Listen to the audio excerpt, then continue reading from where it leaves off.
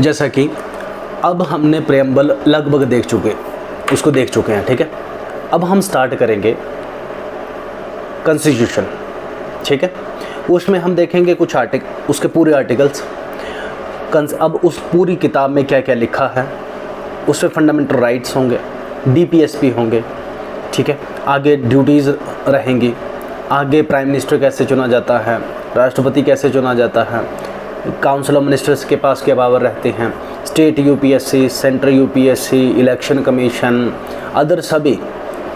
क्योंकि अब देखो हमने प्रेम्बल पढ़ लिया, अब उस किताब के पन्ने को संभालने के लिए कुछ इक्विपमेंट चाहिए, कोई औजार चाहिए। वो औजार ही सरकार है, जुडिशरी है, सरकार, पॉलिटिकल पार्टीज़ हैं, पार्टीज़ इसमें नहीं आती, पॉलिटिकल जितना भी है, जैसे जो संसद हमारा विधायिका है, ठीक है, और स्टेट असेंबलीज़ है, स्टेट कोर्ट्स हैं, सेंट्रल कोर्ट्स हैं, सुप्रीम कोर्ट, ठीक है ना। हमारी मीडिया के अधिकार हैं, लोगों के अधिकार हैं, ये सारे के सारा संभाल रहा है, किसको? इस देश को संभाल रहे हैं, ठीक है। तो अब हमने उस पूरी किताब में सबकी अपनी अपनी पावर देखनी है, जो इस किताब ने सबको दी।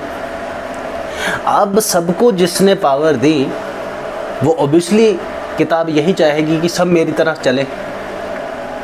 अब जिस तरह से सब उसकी तरह चले, तो उसके लिए हमें देखना पड़ेगा ना कि उसमें हमारे क्या अधिकार हैं, संसद के अधिकार क्या हैं, मोदी जी के क्या अधिकार हैं, हमारे प्रेसिडेंट के क्या अधिकार है, प्रेसिडेंट क्या कर सकता है, क्या नहीं कर सकता, गवर्नर क्या कर सकता है, क्या नहीं कर सकता, स्टेट इलेक्शन कमीशन सेंटर या फिर यूपीएससी, इन सब के क्या क्या अधिकार है, अफसरों के क्या क्या अधिकार है, ऑन ड्यूटी बंदा होता है तब उसके क्या अधिकार है, जब बंदा ड्यूटी नहीं होता उसके क्या अधिकार है, ये सारा कहाँ पता लग गया। एक जुडिशरी, न्यायपालिका के पास क्या अधिकार होते हैं, एक, ठीक है ना, ये सारा हम देखेंगे, एक व्यक्ति के पास है।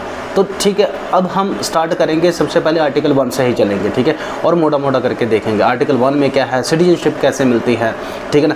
फिलहाल के सिटीजनशिप को हम छोड़ेंगे, फिलहाल के लिए हम आर्टिकल 1 से लेकर के 5 तक देखेंगे।